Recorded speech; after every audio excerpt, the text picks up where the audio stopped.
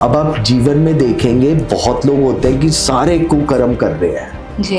कोई पूजा पाठ दान कुछ नहीं कर रहे but they are very happy और सेम वैसा वर्षा कुछ बहुत अच्छे हैं सब कुछ है लेकिन उनका पूरी लाइफ स्ट्रगल में है।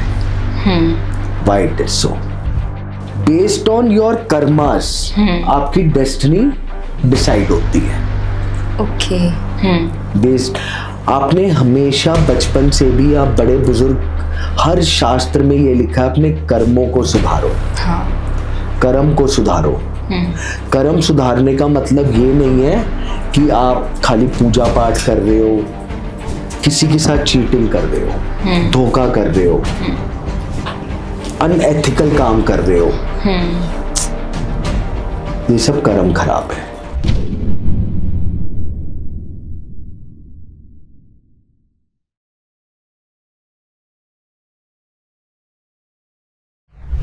Welcome to TVD podcast. आज हमारे साथ है Manish Agarwal sir as an astrologer. आज हम बात करेंगे क्या हमारे कर्म हमारी कुंडली पर, हमारी डेस्टिनी पर प्रभाव डालते हैं, अगर डालते हैं तो हम उसको कैसे ठीक कर सकते हैं।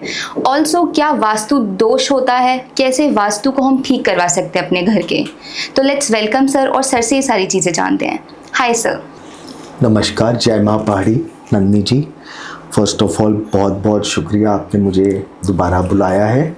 आपका ये चैनल मुझे बहुत अच्छा लगता है, दिल के बहुत करीब है। आपके सारे मैं चीज़ें ज़रूर देखता हूँ और आज आपके जो भी क्वेश्चंस होंगे मैं पूरी कोशिश करूँगा कि लोगों को और आपको अच्छी गाइडेंस दूँ। सर जैसे हमारे जो कर्म होते हैं चाहे अच्छे हो या बुरे हो, तो उन सब का असर क्या हमारी कुंडली पर भी पड़ता है? बिल्कुल, कर्म का असर बहुत ज़्यादा पड़ता है। इसके अंदर दो चीज़ें हैं। एक तो पहले होता है हमारी कुंडली के अंदर 5th हाउस होता है हमारा पिछले जन्म का कर्म। ओके। 9th हाउस हमारा करंट जन्म जी। 11th हाउस हमारा आने वाला जन्म। ये तो जन्म है तो इसका मतलब वो असर करेगा जी। अब दूसरी चीज़, कर्म कैसे इस पे इम्पैक्ट करते हैं। 3, 6, 11 houses, 3rd, 6th and 11th, इनको हम कुंडली में खराब हाउस बोलते हैं जी। लेकिन वहीं पर ही इफ इट इज अ 3, 6, 10, 11 वो बहुत अच्छे हो गए। I did the research on it. Okay. 3, 6, 11 खराब हैं और 3, 6, 10, 11 बहुत अच्छे हैं। एक नंबर ऐड होने से ऐसा क्या हो गया? हाँ। 3rd house is a hobby. Okay. 6th house is a competition. 11th house is income and 10th house is कर्म। आप अपनी हॉबी को प्रोफेशन बना के अगर हॉबी से अर्निंग करना चाहते हो तो कर्म करना पड़ेगा।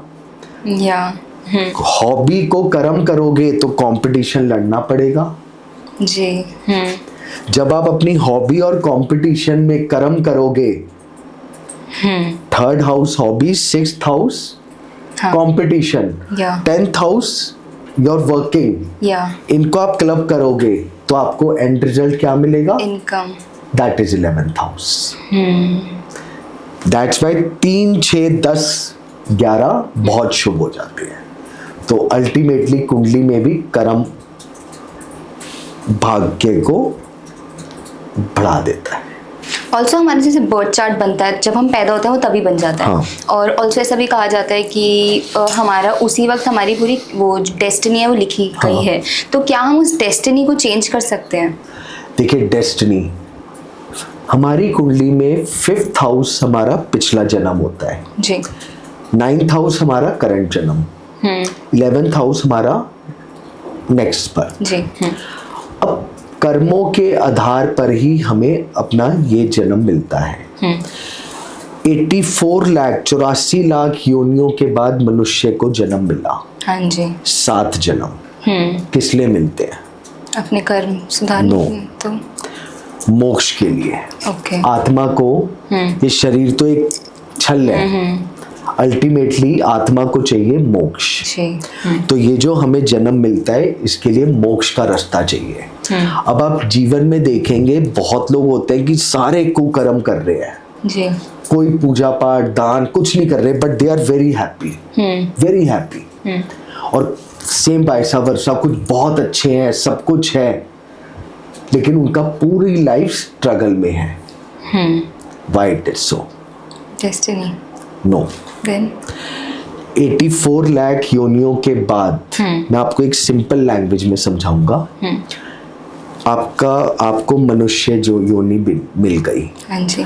तो your opening balance sheet is nil, right? जी। अभी उसमें कोई प्लस और माइनस कुछ नहीं है जी। हाँ। तो अभी तो आप जो कर रहे हो आपको एंजॉयमेंट करनी है। अब लेट्स से आपने पुण्य करे 50 जी। और पाप करे 100, नेक्स्ट सेकंड बर्थ में ओपनिंग बैलेंस शीट क्या होगी? -50। तो अब उसको कवर करने के लिए पहले तो -50 को +50 करोगे तो नील आएगा, या उसके बाद आगे अपने आगे चलेगा। जी।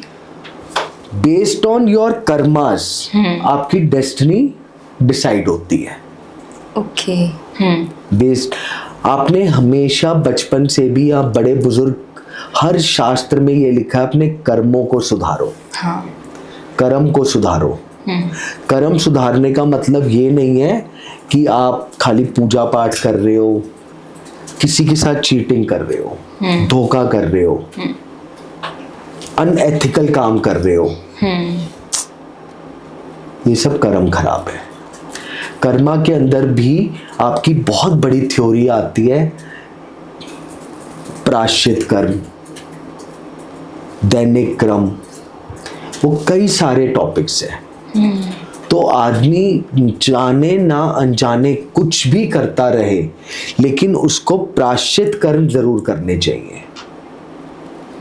प्रायश्चित कर्म का मतलब जिससे हम अपने कर्मों को सुधार सके। तो सर जैसे अभी जैसे महाकुंभ हुआ तो लोग ये कहते हैं कि जाओगे, डुबकी लोगे, आपके सारे पाप धुल जाएंगे, तो वो कितना सच है? देखिए, शास्त्र ये कहता है, ये सच है। तो मतलब आप पूरी लाइफ टाइम आप पाप करो, आप जाके डुबकी लोगे, आप मैं आंसर दे रहा हूँ आपको।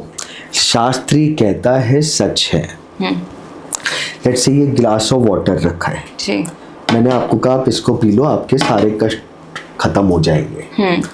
अब आप जाके फिर किसी का मर्डर कराओ, फिर ये गिलास पी लोगे? देखो, एक है गंगा रिवर के अंदर, अगर आप साइंटिफिकली भी देखोगे, सबसे पवित्र पानी क्यों माना गया है? जहां से गंगोत्री से उसका जन्म हुआ है, वहां पर जो जड़ी बूटियों से वो पानी टच होके निकलता है ना, दैट इज उन जड़ी बूटियों से ही उस गंगा वाटर में कभी भी बैक्टीरिया उत्पन्न नहीं होंगे। ये तो साइंटिफिकली रीजन है। That's why it is a purest form. Plus ये शुद्ध पानी है, सबसे सर्वोत्तम है। बट ऐसा नहीं है कि आप पाप करते जाओ और गंगा के तट पर आप अपने मोक्ष की प्राप्ति के लिए स्नान करो, पितरों की शांति के लिए करो। लेकिन मोक्ष भी तो तभी मिलेगा जब आपके कर्म अच्छे होंगे। हाँ। आप गंगा स्नान के लिए जा रहे हो, कलयुग चल रहा है, और पता चले कि उधर जाके आप सब नॉनसेंस हरकतें कर रहे हो।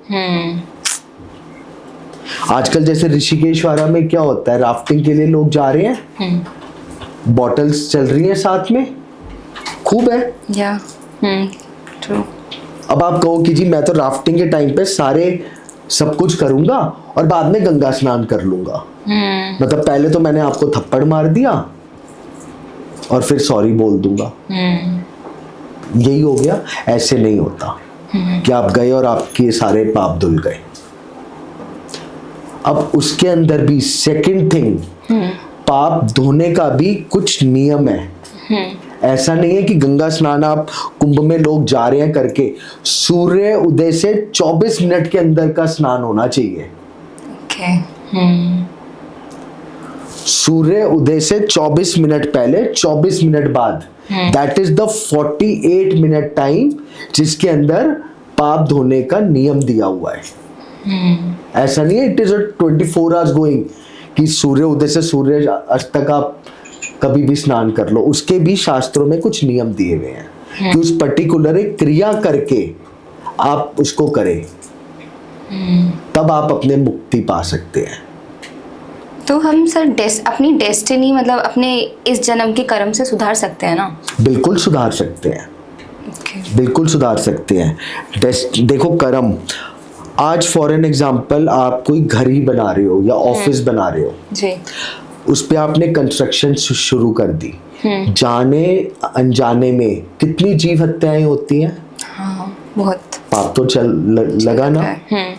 हम एक होता है अनजाने में किए हुए पाप, वो भी दोष लगते हैं। ठीक है। इसी के लिए मैंने बोला हर जने को वो कितना भी कह ले कि मैंने कोई पाप नहीं करे, फिर भी प्रायश्चित कर्म जरूर करने चाहिए। ओके। तो जैसे हम जो अनजाने में पाप कर रहे हैं वो हमें तो पता नहीं कि हमने कर तभी दिया। तो प्रायश्चित कर्म बोल रहा हूं मैं। ओके। तो कैसे मतलब हमें किसी को कंसल्ट करना चाहिए उसके लिए, कैसे कर प्रायश्चित सकते कर्म क्या, सृष्टि कौन चला रहा है? हैं? भगवान। शिव शक्ति। न मंत्रम न यंत्रम तदपि च न जाने स्तुति मोहा, न जाने मुद्रास्ते तदपि च जाने स्तुति मोहा। इस तरह स्तुति है प्रायश्चित कर्म की, दुर्गा सप्तशती में है ना। ओके। मैं क्षमा मांग रहा हूं आपसे, जाने अनजाने में जो मेरे से भूल हुई है मुझे माफ करो। वो तो संसार के माता पिता हैं जी। मैं और आप तो अपने माता पिता से भी माफी मांगते हैं ना।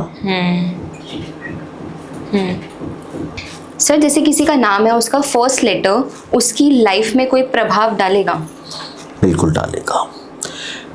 देखिए राशियां 3 तरह की होती है। ओके। नाम राशि, जी। जन्म की राशि और एक ज़ोडिएक साइन की राशि जो आपका बर्थ है। जी। That is a western astrology. आपका जो नाम है, आपका नाम आपके कार्य में फर्क डालेगा। ओके, मतलब करियर साइड पे। आज मैं आपको किस नाम से जानता हूँ? नंदिनी। तो आपका ऑरा न से जुड़ा हुआ है। ओके। जो आपकी जन्म की राशि है, चंद्रमा जिस घर में है वो आपके विवाह, मुहूर्त, गृह प्रवेश, पूजा पाठ, इन सब में असर डालेगा। लेकिन जो आपकी नाम से जड़ित राशि है, दैट इज बेसिकली आपकी जो सोसाइटी के अंदर रिलेशनशिप, सोसाइटी, आपका बिजनेस प्लान या जॉब, इन सब में जहां आपको नाम से लोग जानते हैं, वो उधर असर डालेगा। अब जैसे फॉर एन एग्जाम्पल किसी ने कहा कि जी मेरी तो 7.5 अभी 29 मार्च को खत्म हो गई। ओके। अब उसका नाम अ से शुरू हो गया। कुंडली में तो 7.5 खत्म हो गई, लेकिन नाम राशि पे तो शुरू हो गई। जी। और दोनों का इम्पैक्ट आता है। ओके। लेकिन कुंडली की आपको हर जगह हिट करेगी, क्योंकि वो तो नाम राशि जो है वो आपके वर्क प्रोफाइल पे बेसिकली करेगी, कार्य के लिए। बहुत बार आपने देखा होगा मैरिज टाइम पे अगर लड़की और लड़के का नाम राशि मैच नहीं हो रही होती तो एक का नाम लड़की का कहते हैं चेंज कर दिया जाता है। काफी केसेस होते हैं। This is the reason. But फिर सिर्फ लड़कियों का क्यों चेंज होता है, लड़कों का नहीं कर सकते?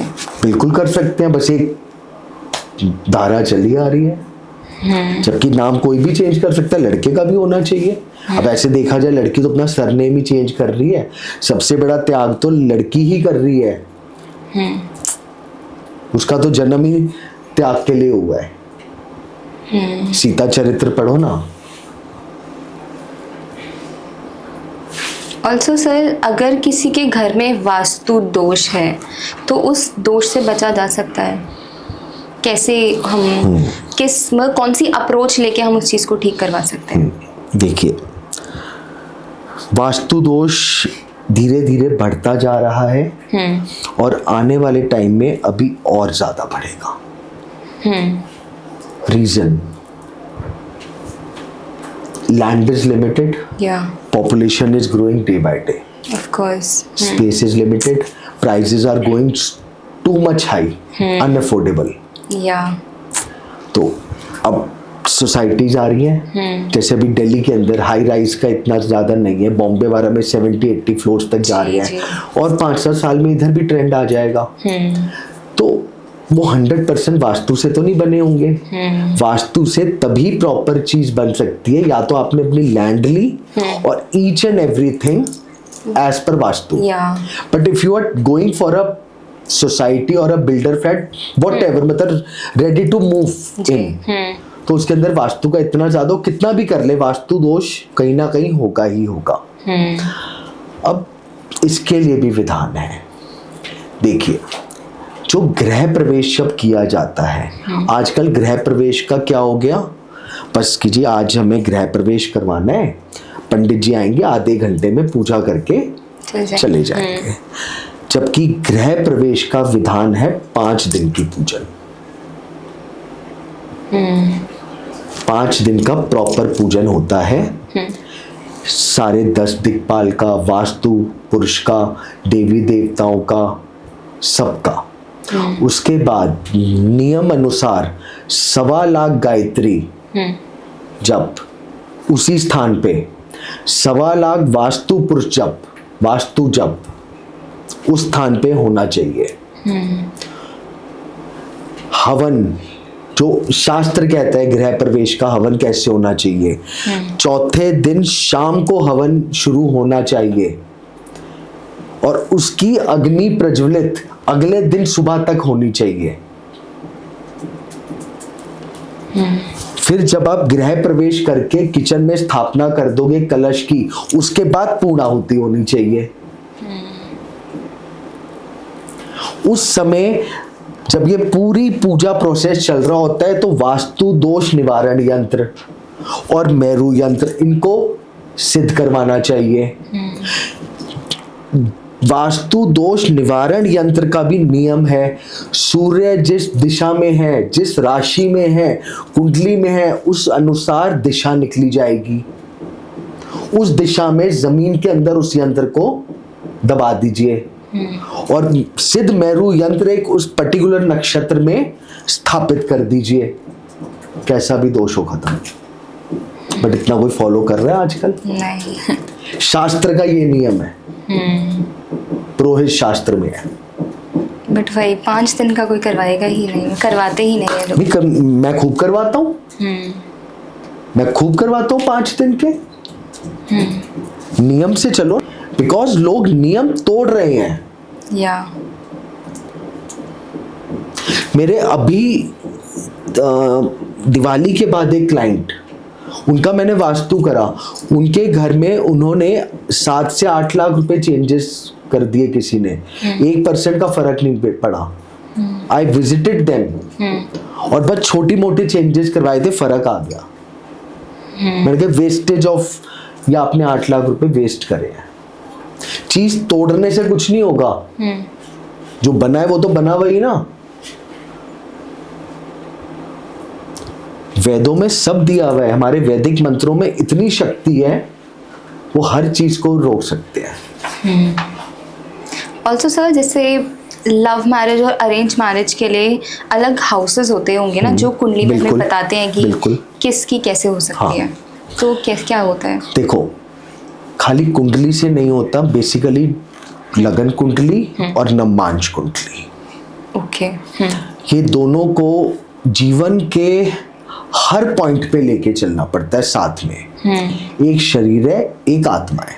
ओके। अब लगन, सेल्फ, मैं क्या हूं, आप क्या हो, वो लगन बताएगा। ओके। 7th हाउस मैरिज नहीं है, 7th हाउस है partnership. Either it is a business partner और अ लाइफ पार्टनर, क्योंकि आप उनसे जुड़ रहे हैं। चाहे व्यापार स्थल में भी अगर पार्टनरशिप देखेंगे तो भी 7th हाउस, और अगर मैरिज देखेंगे तो भी 7th हाउस। और 5th हाउस होता है आपका love affairs. Okay. 5th house और 7th हाउस का अगर कॉम्बिनेशन बन गया कुंडली में, तो कहते हैं लव मैरिज होगी। लेकिन अगर वो कॉम्बिनेशन नवमांश कुंडली में अटक गया ओके। तो लव तो बहुत स्ट्रांग होगा लेकिन मैरिज नहीं हो पाएगी। ओके। और अगर इसके ऑपोजिट जाके मतलब वाइसा वर्सा ले लो तो फिर दिक्कत आएगी। और फिर हम उसको एस्ट्रोलॉजी के थ्रू या किसी भी मीडियम से ठीक कर सकते हैं। देखो उसके अंदर सबसे इम्पोर्टेंट लगन शुद्धि करवाइए। ओके। आजकल कोई लगन शुद्धि करवाता ही नहीं है और करने वाले भी बहुत कम है। खाली डेट पूछी और मुहूर्त पूछ लिया। कुंडली के अनुसार विवाह की डेट निकलेगी और विवाह की डेट के साथ फिर लगन निकलेगा कि इस पर्टिकुलर लगन पे विवाह कर लो। वैसे इतना नहीं भी है तो सबसे बढ़िया मुहूर्त बोला गया है गोधुली के फेरे। वो क्या होता है सर? अगर गोधुली के फेरों में विवाह हो जाए तो उससे बढ़िया मुहूर्त कोई नहीं है। जिस दिन विवाह की डेट है सनसेट से 12 मिनट पहले 12 मिनट बाद उस 24 घंटे में फेरों के लिए वर और कन्या दोनों को बिठा के संकल्प करवा दो। फिर उसके बाद 2 घंटे पहले फेरे चलते रहे। ओके। तो मतलब कोई फिर कॉन्फ्लिक्ट नहीं आएगा शादी में? देखो कुंडली का प्रॉमिस रहेगा, मिनिमाइज हो जाएगा। ओके।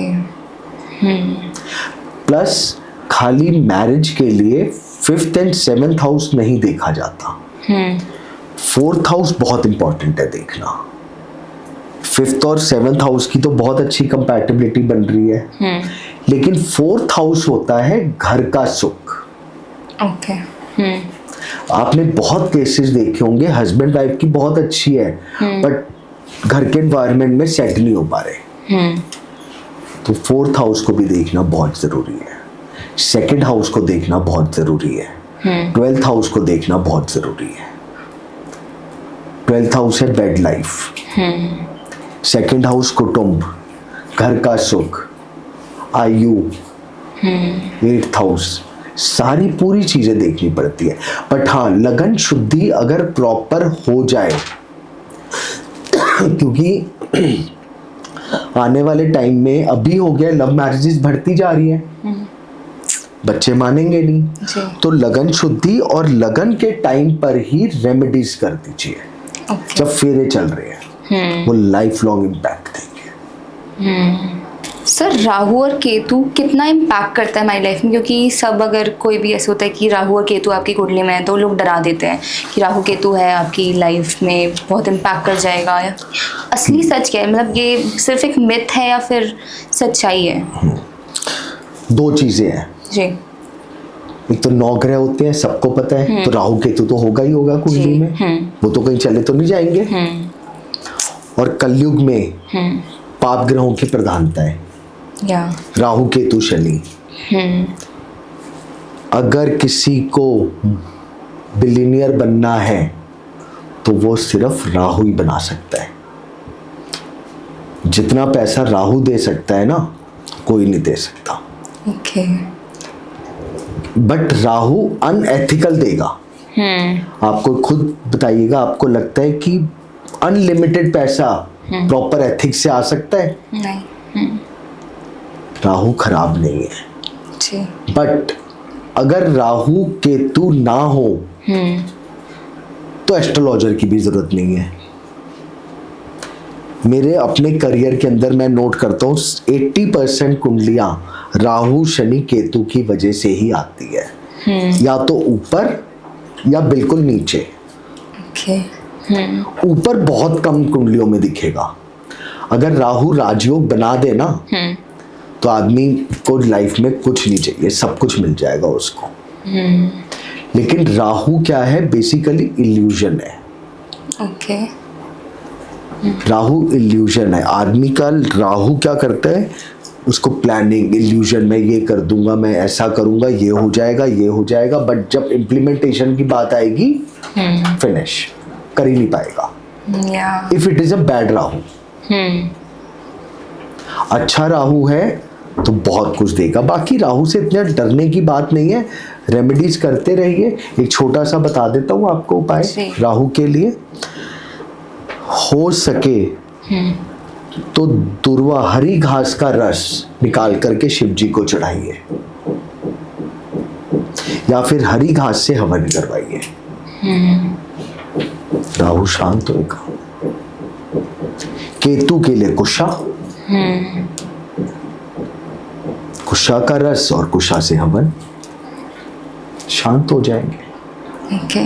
ऑल्सो सर, जैसे अभी हम शादी की बात कर रहे थे, तो जैसे अगर किसी ने कुंडली मिलान गलत कर दिया तो क्या डाइवोर्स के चांसेस ज़्यादा होते हैं? बिल्कुल होते हैं। तो अब उसने तो गलत कर दिया, तो अब हम उस चीज़ को कैसे रिवर्स करके मतलब ठीक कर सकते हैं? ठीक नहीं हो सकता। Then? इसके अंदर दो चीजें काम करेंगी। सबसे मेन होता है, अब तो जो होना था वो तो हो गया। या रेमेडियल पार्ट जितना बेस्ट कर सकते हैं उतना करना पड़ेगा। प्लस काउंसलिंग बहुत ज़रूरी है। एक अच्छे एस्ट्रोलॉजर को खाली प्रिडिक्शन के साथ साथ गाइडेंस भी करनी आनी चाहिए।